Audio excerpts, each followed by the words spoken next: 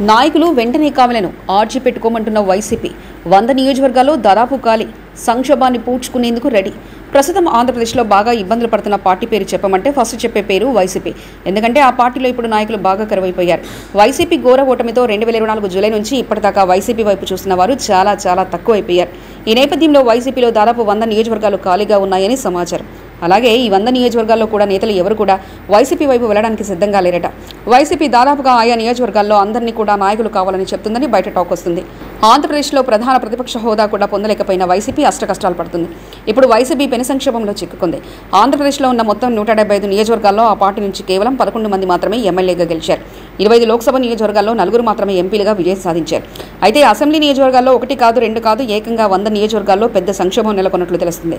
అసలు వైసీపీ తరఫున పార్టీ కార్యక్రమాలు చేపట్టే నేతలు కూడా ఎవరు లేదు. గత ఎన్నికల్లో పోటీ చేసి ఓడిపోయిన నియోజకవర్గాల ఇన్ఛార్జీలు, మాజీ ఎమ్మెల్యేలు, మాజీ మంత్రులు, పార్టీ జిల్లా అధ్యక్షులు ఎవరు కూడా నియోజకవర్గాలను పట్టించుకునే పరిస్థితులు లేరు. అసలు పార్టీ క్యాడర్ను ఏమాత్రం పట్టించుకునే పరిస్థితి నెలకొంది.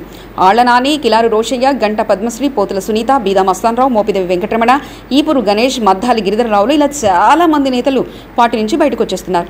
పార్టీ అధికారంలో ఉన్నప్పుడు ఒక రేంజ్లో హడావిడి చేసిన మాజీ మంత్రి విడుదల రజని లాంటి వాళ్ళు సైతం సైలెంట్ అయిపోయారు. ఓవరాల్గా 100 నియోజకవర్గాల్లో పార్టీ జెండా ముందు పట్టుకుని నడిపించే నాయకుడు, ఇన్ఛార్జ్ లేడంటే పార్టీలో ఎంత సంక్షోభం ఉందో తెలుస్తుంది. ఇదే పరిస్థితి కొనసాగితే 100 నియోజకవర్గాల్లో వచ్చే ఎన్నికల్లో వైసీపీ తరఫున పూర్తి చేసేందుకు బలమైన అభ్యర్థులు లేని పరిస్థితి. ఒకవేళ నియోజకవర్గాల పునర్విభజన జరిగి అదనంగా మరో 50 నియోజకవర్గాలు కలిస్తే మొత్తంగా 150 అసెంబ్లీ నియోజకవర్గాల్లో వైసీపీ అభ్యర్థులు దొరకని పరిస్థితి. చివరికి పార్టీ ఇన్ఛార్జీలు, మాజీ ఎమ్మెల్యేలు, మాజీ ఏఎంసీ చైర్మన్లు, మేయర్లు, మున్సిపల్ చైర్మన్లు, ద్వితీయ శ్రేణి నాయకులు కూడా పార్టీ మారిపోతూ ఉండడంతో గతిలేక తృతీయ శ్రేణి నాయకులకు, మండల స్థాయి నాయకులకు జగన్ ఇన్ఛార్జి పగ్గాలు అప్పగిస్తున్న పరిస్థితి నెలకొంది. మరిన్ని కథనాల కోసం సబ్స్క్రైబ్ చేసుకోండి మీ అక్షర శిల్పం.